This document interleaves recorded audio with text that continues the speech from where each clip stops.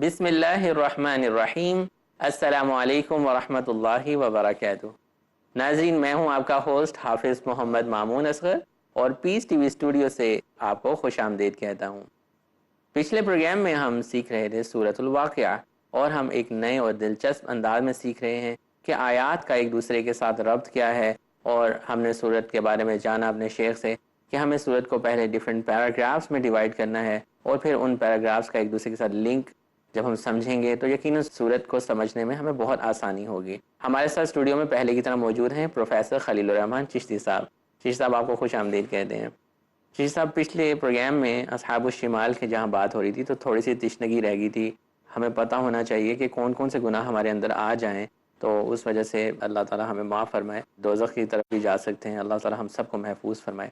تو اصحاب الشمال کے بارے میں جب بات ہو رہی تھی تو وہاں پہ جو ایک آیت آتی ہے وَكَانُوا يُصِرُّونَ عَلَى الْحِنثِ الْعَظِيمِ، کہ یہ لوگ جو ہیں بڑے بڑے گناہوں پر اصرار کرتے ہیں۔ تو بڑے بڑے گناہوں سے کیا مراد ہے؟ چھوٹے نہیں، اور بڑے؟ بڑا گناہ صرف الحنس العظیم صرف شرک ہے۔ اچھا، شرک کرتے ہیں، یہاں پہ دیکھیے، صرف شرک کا ذکر ہے۔ ہاں، یہ ایک مکی صورت ہے، آپ کو معلوم ہونا چاہیے، سورۃ الواقعہ۔ جی تو یہاں ابھی احکام نہیں آئے تھے، شراب کی حرمت، سود کی حرمت، جادو کی حرمت، جو بڑے بڑے گناہ ہیں، کبائر جنہیں کہتے ہیں، وہ بات نہیں۔ یہاں بنیادی بات یہ ہے کہ اللہ کو ایک تسلیم کرو، انما الہکم الہ واحد، واحد۔ پہلے اس کو ایک تسلیم کرو، اور اعبدوا اللہ ما لکم من الہ غیرہ، اللہ ہی کی عبادت کرو، اللہ ہی کی پوجا کرو، ایک ہے پیدا کرنے والا، اسی کی بندگی کرو۔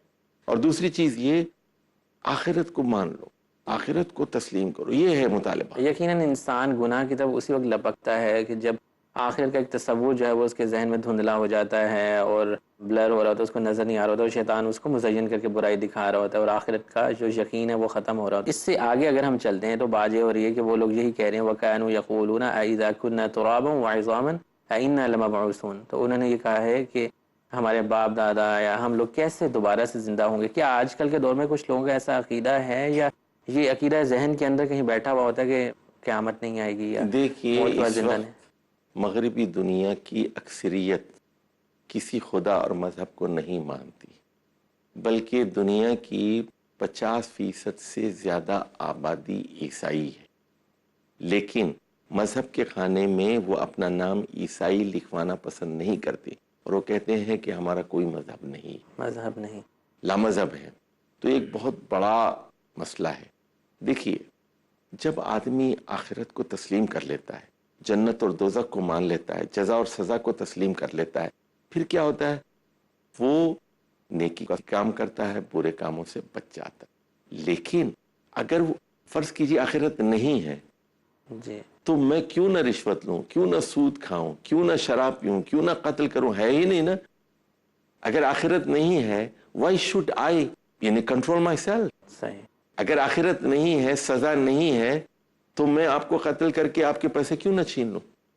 میں زنا کیوں نہ کروں؟ میں بدماشی کیوں نہ کروں؟ غنڈہ گردی کیوں نہ کروں؟ میں اگر یہ احساس ہوگا کہ ایک دنیا ہے تو پھر ہم کیا نیکی یہ جو اختیار کریں۔ مشرک لوگ تھے اس زمانے کے، کیا وہ یہ نہیں مانتے کہ آخرت بھی آئے گی؟ اصل میں یہ جو مشرکین مکہ تھے، یہ تھے تو حضرت ابراہیم علیہ السلام کی اولاد، حضرت اسماعیل کی اولاد، لیکن مرور زمانہ سے ان کے عقیدے میں کمزوری آ گئی تھی، اور یہ خانہ کعبہ کے متولی تھے، کسٹوڈین آف کعبہ تھے۔ یہ مراسم حج اور مراسم عمرہ ادا کرتے تھے۔ عرب کے مختلف قبائل کے لوگ عمرے کے لیے، حج کے لیے مکہ آتے تھے، ان سے یہ کاروبار کرتے تھے۔ لیکن یہ ایسے پیر زادے تھے، ایسے برہمن زادے تھے، سمجھ لیجئے آپ، یہ کعبے کے برہمن تھے، کہ یہ سارے تصورات دھندلا گئے تھے۔ یقین نہیں تھا۔ نماز کے اندر یہ سیٹیاں بجاتے تھے، تالی پیٹتے تھے، حج میں کرتے تھے تو مزدلفہ سے لوٹ کر آ جاتے تھے، عرفات تک نہیں جاتے تھے۔ یہ جو اس سے پچھلی آیت ہے انہم کانوا قبل ذالک مترفین، کہ اس سے پہلے بہت ہی عیاشیوں میں، آرام طلبیوں میں پڑے ہوئے تھے، تو یہ جو آپ باتیں بیان کریں یہ اسی سے ریلیٹڈ ہے؟ ہاں، مترفین قرآن مجید کی ایک خاص اصطلاح ہے۔ مترفین وہ لوگ ہیں جو عیاشیوں میں مگن ہوتے ہیں۔ جیسے ہم دیکھتے ہیں بہت سارے عمرا ہیں، موجودہ دور کے حکمران ہیں، زمیندار ہیں، سرمایہ دار ہیں، انہیں خدا کبھی یاد نہیں آتا، موت کبھی یاد نہیں آتی، غفلت کی زندگی میں مبتلا ہوتے ہیں. تو یہ جو مترفین ہیں، یہ سورہ بنی اسرائیل کی وہ آیت آپ کو یاد ہوگی، جب ہم کسی بستی کو ہلاک کرنے کا ارادہ کرتے ہیں تو امرنا مترفیہا، تو اس کے مترفین کو، اس بستی کے مترفین کو حکم دیتے ہیں زکوٰۃ کا، حج کا، اور وہ کیا کرتے ہیں؟ اس حکم کے خلاف کام کرتے ہیں، سرتابی کرتے ہیں. تو فدمرناہا تدمیر. تو امیر لوگ، بڑے لوگ، لیڈرشپ اگر بگڑ جاتی ہے تو پوری قوم کے اوپر عذاب نازل ہوتا ہے. تو یہ خوشحال لوگوں پر زیادہ ذمہ داریاں عائد ہوتی ہیں. غریب پر زکوٰۃ فرض نہیں ہے، امیر پر ہے. غریب پر حج فرض نہیں ہے، امیر کے اوپر ہے. تو مترفین صاحب حیثیت لوگوں کی زیادہ ذمہ داریاں ہوتی ہیں کہ اللہ نے جن نعمتوں سے ان کو نوازا ہے اس کی وہ قدردانی کریں، شکر گزاری کا رویہ اختیار کریں اور غریبوں کا خیال. جزاکم اللہ خیر. الحمدللہ یہ جو 4 پہلے پیراگراف تھے یہ تو کافی ذہن میں کلیئر ہو گئے اور ان کا فلو بھی کلیئر ہو رہا ہے. جو نیکسٹ پیراگراف آ رہا ہے اس میں بالکل جو ہے ایک مختلف سی بات آ رہی ہے کہ اللہ سبحانہ و تعالیٰ 4 جو ہے وہ آفاقی دلائل دے رہے ہیں اور ان کے ذریعے سے وضاحت کریں. تو ان 3 کیٹیگری کے لوگوں کو بتانے کے بعد پھر فوراً سے آفاقی دلائل یہ آ رہے ہیں، اس کا ربط جو ہے یہ واضح کریں. دیکھیے جیسے میں نے کہا تھا آپ سے کہ ابتدا میں کیا کہا گیا کہ اذا وقعت الواقعہ لیس لوقعتها کاذبہ، کہ اس دن اس کو کوئی جھٹلانے والا نہ ہوگا. اس کا کیا مطلب ہے؟ چھپی ہوئی بات کیا ہے؟ آج اس کو جھٹلانے والے بے شمار موجود ہیں لیکن اس دن اس کو جھٹلانے والی کوئی ہستی موجود نہیں ہوگی. اچھا اب دیکھیے اصل بحث کیا چل رہی ہے، سمجھے. پہلے آپ صورت کو سمجھنے کے لیے پوائنٹ آف کانفلکٹ کو سمجھیے، یعنی نزاع کا امر کیا ہے، کس بات پر اختلاف ہے. اختلاف اس بات پر ہے کہ ایک خدا ہے یا کئی خدا ہیں. بالکل یہ ایک ہو گیا. دوسرے یہ کہ مرنے کے بعد زندگی ہے کہ نہیں ہے، جزا اور سزا ہے کہ نہیں، جنت دوزخ ہے یا نہیں، یہ ہے پوائنٹ آف کانفلکٹ. تو اب اس کے لیے پھر اللہ تعالیٰ سوال کے ذریعے سے ایک بات سمجھاتا ہے. 4 یہاں پر سوال کیے گئے کہ افرأیتم ما تمنون، یہ کبھی تم نے غور کیا یہ جو نطفہ تم ٹپکاتے ہو جس کے نتیجے میں بچہ پیدا ہوتا ہے. اب دیکھیے اس نطفے پر غور کیجیے، ہے تو یہ چھوٹا سا قطرہ. آپ کو معلوم ہونا چاہیے کہ ایک نطفے کے ایجیکولیشن میں 30 لاکھ جرثومے ہوتے ہیں. 30 لاکھ 3 ملین جرثومے ہوتے ہیں اس کے اندر، اور عورت کا ایک انڈا ہوتا ہے. اب ایک انڈے کے اطراف 30 لاکھ مرد کے جراثیم گھومتے ہیں اور اس میں سے صرف ایک جرثومہ جا کر وہاں ہینگ کرتا ہے اور اس کے نتیجے میں حمل ٹھہر جاتا ہے. اچھا اب دیکھیے اس کی سائز کتنی ہوتی ہے، 146,000 آف این انچ. ایک انچ تو اتنا ہوتا ہے نا، 1 انچ کا 46,000واں حصہ. 1 انچ کے اگر 46,000 حصے کر دیے جائیں اس کا وہ حصے کے برابر اس کی لمبائی. لیکن اس کو ڈیزائن کس نے کیا ہے؟ اس کے اندر باپ کی ناک بھی ہے، ماں کی آنکھیں بھی ہیں، ددیال کی چیزیں بھی ہیں، ننیال کی چیزیں بھی ہیں، اس رنگت بھی ہے، ہائٹ بھی ہے، دماغ بھی ہے، چال ڈھال بھی ہے، نقوش بھی ہیں. تو انتم تخلقون، کہ اس کو ڈیزائن کرنے والا کون ہے؟ خلقہ کے ایک معنی ہوتے ہیں ڈیزائن کرنا. اس چھوٹی سی سیل کے اندر، اس جرثومے کے اندر، اس سیمن کے اندر یہ ساری چیزوں کو رکھنے والے کون ہیں؟ تم ہو یا ہم؟ اچھا ایک ایتھیس سے بات کیجیے، بتائیں کیا کہتا ہے؟ وہ کہتا ہے کہ جی پیدا تو میں کر رہا ہوں، یعنی میں بیوی کے پاس جا رہا ہوں. جی سمجھے؟ تو اللہ یہ کہہ رہا ہے کہ ذرا غور کرو، اپنے اندر ہی پہ غور کرو، اپنے من میں ڈوب کر پاجا سراغ زندگی. اللہ کو جاننا ہو تو خود اپنے دل کے اندر جھانکو، اپنی ساخت پر غور کرو. تم پہلے کیا تھے؟ آج 6 فٹ کے ہو گئے، بڑے اکڑتے ہو، فن خواہ بن گئے ہو. تم تھے کیا؟ معمولی حقیر نطفے سے. من ای شیء خلق، من نطفہ. کس چیز سے تم پیدا کیے گئے ہو؟ من ما حقیر نطفہ. حقیر نطفہ تھے. جی دوسری جو دلیل اللہ سبحانہ و تعالیٰ نے شیخ سے یہاں پہ دی ہے کہ افرأیتم ما تحرثون اانتم تزرعونہ ام نحن الزارعون، پہلے انسان کی تخلیق اور پھر جو ہمیں پودے نظر آتے ہیں، نباتات نظر آتے ہیں، ان کی تخلیق کی بات ہوئی ہے، اس کی کیا ریزن ہو سکتی ہے یہاں پہ؟ دیکھیے آج کل جتنے ملحد لوگ ہیں، لبرلز ہیں، مذہب بیزار لوگ ہیں، ایتھیسٹ ہیں، زلزلہ آتا ہے مثال کے طور پر تو وہ یہ کہتے ہیں کہ نیچے زمین میں پلیٹس ہل گئی تھیں اس وجہ سے زلزلہ آ گیا۔ سوال یہ ہے کہ پلیٹوں کا ہلانے والا کون ہے، کیوں اس پر وہ غور کرتے نہیں۔ اسی طرح ایک آدمی مر گیا، کہتے کیسے مرا، وہ کہتے ہیں ایکسیڈنٹ سے مر گیا، کینسر سے مر گیا، ہارٹ اٹیک سے مر گیا۔ تو یہ کیا ہے، کاز آف ڈیتھ ہے، لیکن پرپز آف ڈیتھ کیا ہے، اس پر غور کرنے کی وہ زحمت گوارا نہیں کرتے۔ بالکل اسی طرح انسان اب یہ سائنٹیفک کمالات کے بعد وہ یہ سمجھتا ہے کہ میں نے اپنی پیداوار کو بڑھا لیا ہے، کہ میرے پاس ٹولز ہیں، ٹریکٹرز ہیں اور کلٹیویٹرز ہمارے پاس ہیں، اسی طرح نئی نئی اقسام کے بیج ہمارے پاس ہیں، اور بیماریوں کو کنٹرول کرنے کے لیے دوائیاں ہیں، کھاد ہے، نائٹروجن ہے، فاسفورس ہے، پوٹاسیم ہے، مائکرو نیوٹرینٹس ہیں۔ وہ یہ سمجھتا ہے، دیکھیں اگانے والے تو ہم ہیں، لیکن وہ نادان، وہ بے وقوف یہ سوچنے کے لیے تیار نہیں ہے کہ زراعت کے لیے اصل چیز کیا درکار ہے، زمین۔ اچھا، دوسری چیز کیا درکار ہے، پانی۔ تیسری چیز کیا درکار ہے، لائٹ، جس کے بغیر فوٹو سنتھسس نہیں ہو سکتی۔ اچھا، پھر یہ پہلا بیج کہاں سے آیا، پہلے گندم کہاں سے آیا، اس کا پیدا کرنے والا کون ہے؟ تو یہ زمین کس نے بنائی ہے، یہ انجمن کس نے آراستہ کی ہے؟ اچھا، یہ جو ہاتھ جسے ہم بوتے ہیں، یہ ہاتھ کس نے پیدا کیے؟ اچھا، یہ جو فرٹیلائزرز، یہ پیسٹیسائڈز ہم نے ایجاد کیے ہیں، یہ ایجاد کرنے کے لیے دماغ کس نے عطا کیا ہے؟ تو انسان جو ہے بعض اوقات ظاہری مظاہر میں کھو جاتا ہے اور جو اصل مسبب الاسباب ہے اس کی طرف نہیں دیکھتا، اصل تو وہی ہے۔ جی سمجھے شیخ صاحب، آج کل یہ تو آپ ملحدوں کی بات کر رہے ہیں، ایتھیسٹ کی بات کر رہے ہیں، آج کل مسلمانوں میں بھی یہ ہے کہ ہم لوگ جو ہیں وہ زیادہ تر ریلائے ان ریسورسز پہ کر رہے ہوتے ہیں کہ آج میری امتحان کی تیاری بہت زبردست ہے تو میرا ایگزام بہت اچھا ہوگا، یا میں نے فلاں ریسورسز اتنے امپلائیز رکھ لی ہیں تو میری کمپنی بہت اچھی ہوگی۔ اس چیز پہ ہم گفتگو کریں گے بریک سے آنے کے بعد۔ ناظرین، یہاں پہ چھوٹی سی ہم بریک لیں گے اور بریک سے واپس آنے کے بعد ہم گفتگو کا سلسلہ جاری رکھیں گے۔ السلام علیکم ورحمۃ اللہ وبرکاتہ۔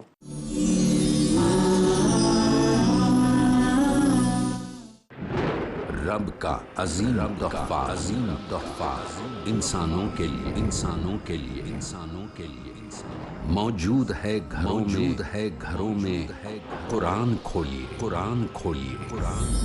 اس کی گہرائی میں اتر کر اس میں سے حکمت کے موتی چن لینا، ڈاکٹر محمد طاہر کھٹوانی، اور قرآن کے فلسفے کو نکھارنا، زندگی کی حقیقت، انسان کی حقیقت، آخرت کی حقیقت، وحدانیت کا انعام، انسانیت پر احسان، جو سینوں کے لیے بمنزلہ شفا ہے اور ہدایت ہے اور رحمت ہے اللہ کی طرف۔ خوشیاں مناؤ، یہ بہت بڑی دولت تمہیں اللہ نے دی ہے، اسی کی طرف سے ہیں تمام نعمتیں، جس نے بنایا زمین و آسمان۔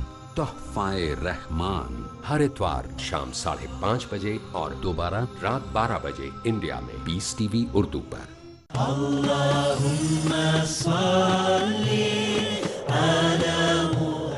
احادیث نبوی صلی اللہ علیہ وسلم۔ حضرت عائشہ رضی اللہ عنہا فرماتی ہیں کہ رسول اللہ صلی اللہ علیہ وسلم نے فرمایا، اے عائشہ، اللہ تعالی نرمی کرتا ہے اور ہر کام میں نرمی پسند کرتا ہے۔ صحیح بخاری جلد نمبر 9، کتاب استطابۃ المرتدین، باب نمبر 4، حدیث نمبر 6927۔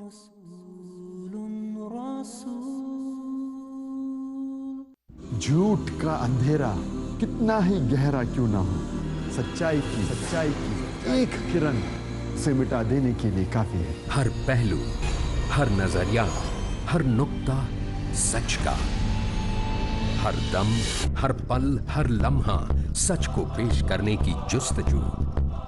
آئیے میرے ساتھ اور حق کو جانیے۔ عالم انسانیت کے لیے سچائی کی روشنی، डॉक्टर जाकिर नाइक पेश करेंगे इजहार हक।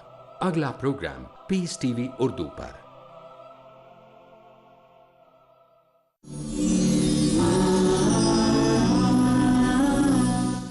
अस्सलामु अलैकुम वरहमतुल्लाहि वबरकातुहू। नाज़रीन, आपको एक बार फिर खुश आमदीद कहते हैं।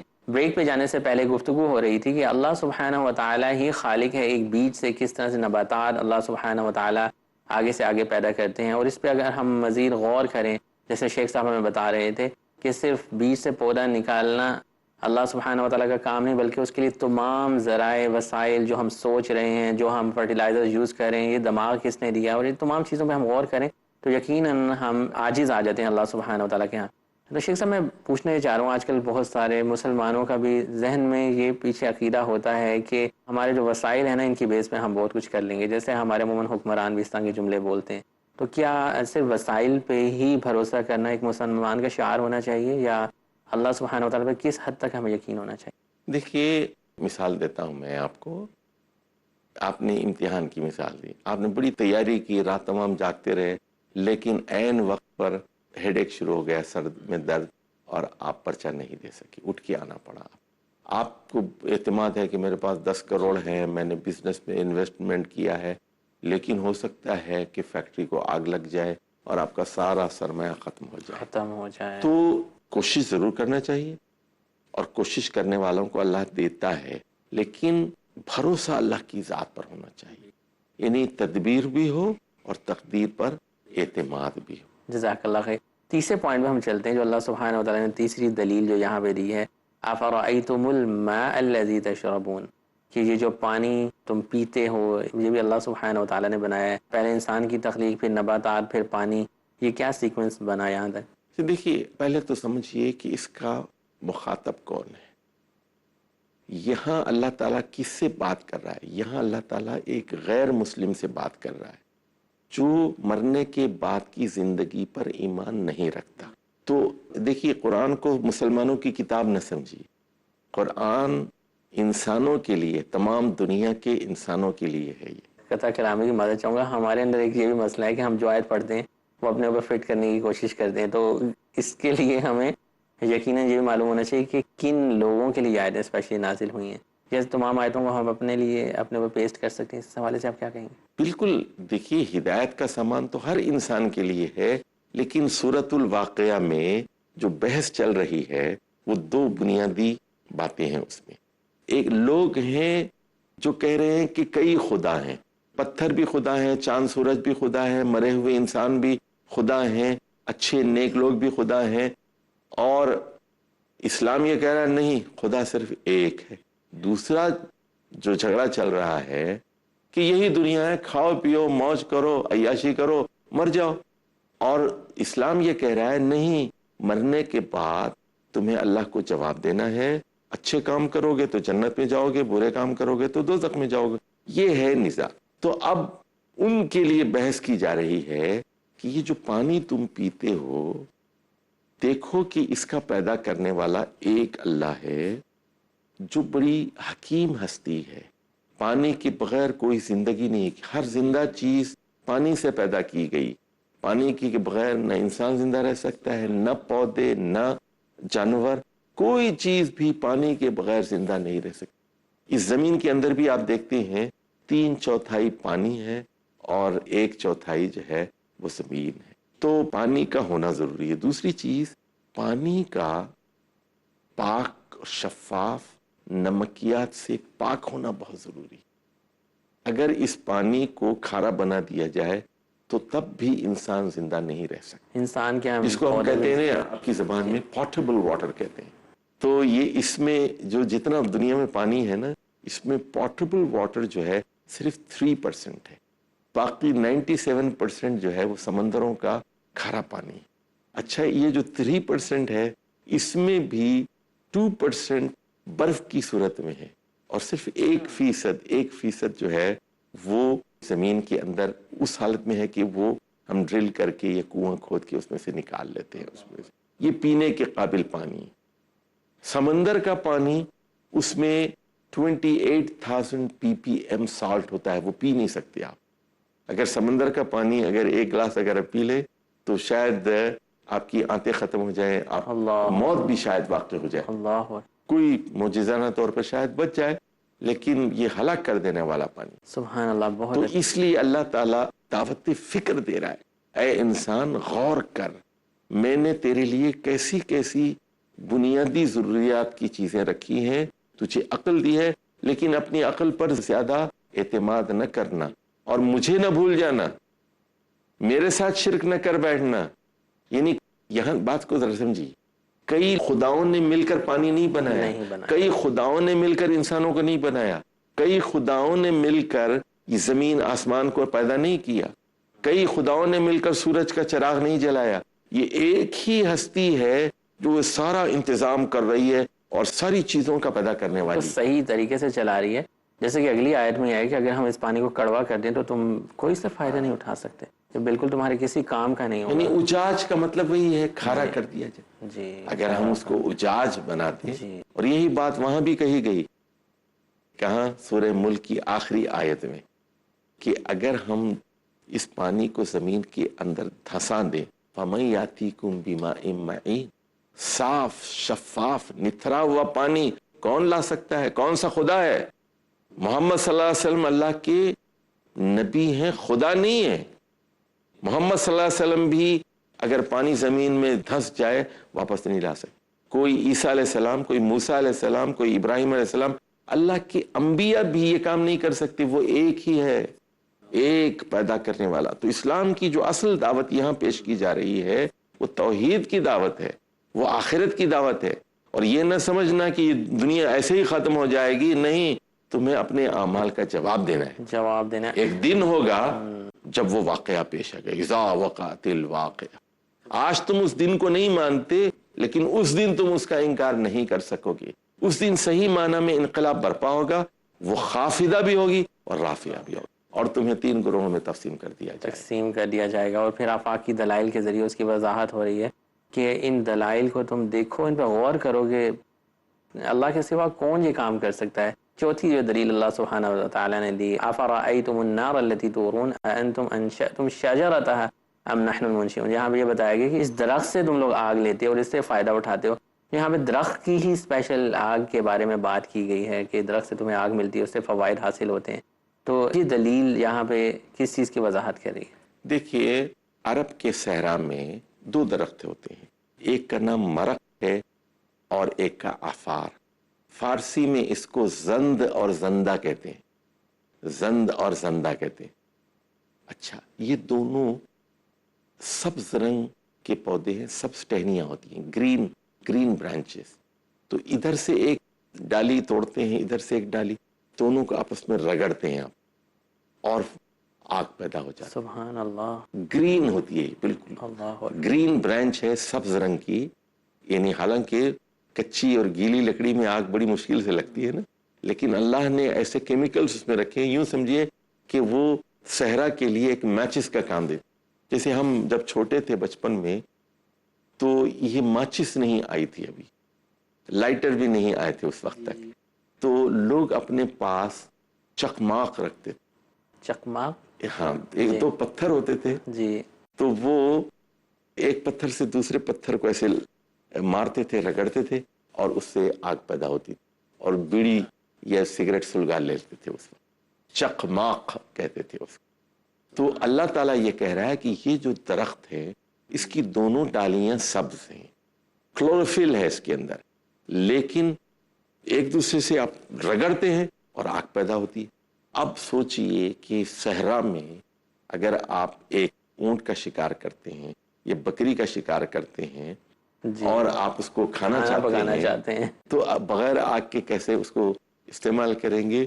تو یہ مسافروں کے لیے ایک بہت بڑی نعمت ہے. تو عربوں کا خاص طور پر خیال کرتے ہوئے, چونکہ قرآن مجید کے اولین مخاطب وہ تھے, سرائی باشندے تھے, اور ان کو پہلے مسلمان کیا گیا عربوں کو, اور پھر وہاں سے پوری دنیا کے اندر اسلام کو پھیلایا. سبحان اللہ. بہت خوبصورتی نظر آ رہی ہے ایک فلو کے اندر کہ 4 دلائل دینے کے بعد اللہ سبحانہ و تعالیٰ نے جہاں پہ کنکلوژن کیا ہے وہ اتنا زبردست جملہ ہے, اس میں اتنی ڈیپتھ ہے کہ ساری وضاحت پوری پچھلی بات کی ہو جاتی ہے. فسبح بسم ربک العظیم, ناظرین، یہاں پہ گفتگو کا اختتام ہوا کہ اللہ سبحانہ و تعالی رب ہے، اور اس کا مطلب یہ نہیں کہ اللہ سبحانہ و تعالی تخلیق کرنے کے بعد اللہ نے اپنی مخلوق کو چھوڑ دیا، بلکہ اللہ سبحانہ و تعالی نے مخلوق کو پیدا کرنے کے بعد ان کی تمام ضرورتوں کا خیال رکھا، اور ہماری ہر ایک چیز جو ہے وہ اللہ سبحانہ و تعالی پوری کر رہا ہے۔ اللہ سبحانہ و تعالی کے ہاتھ میں کنٹرول ہے کہ کس کو کون سی چیز کب اور کس وقت ملنی چاہیے۔ تو یہی لفظ رب کا مطلب بنتا ہے میرے خیال سے شیخ صاحب۔